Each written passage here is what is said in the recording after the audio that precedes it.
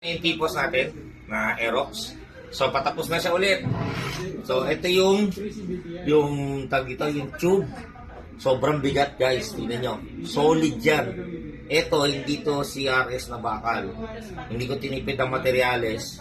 Ano to? 4140. 4140, tingnan mo ha.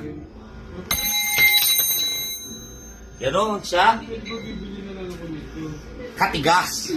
So kahit sumemplang ka guys, hindi mo kaya pabaluktutin to.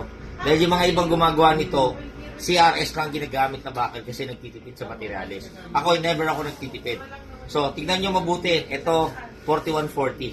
Isa pa ha, 4140. Guys, unbreakable to. Sa tingin ko, kahit sumemplang ka, hindi ko alam kung ano unang bibigay. Kung ito ba, malabo ito. Ito ba, matigas. So, ito yung tipos.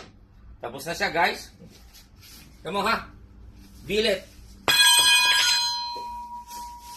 Kahit bagsak mo yan, guys, hindi yan magkakatuklab. O, yan, natuklab. O, ha?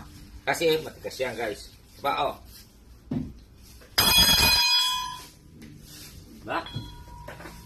Pwede natin ilaban sa kahit sino nagtitipos. O. So, ito yan, guys. Yan. 4140 T6 grade aluminum. So, ito guys, hindi mo mahugot yun kasi papasokin dyan. Yan. Pasokin dyan, mamaya ipipit namin para makita nyo. So, ito guys, 100% made in the Philippines. T6 grade aluminum. Hindi mo kayo mapupunta to. Siguro sa race bike ko.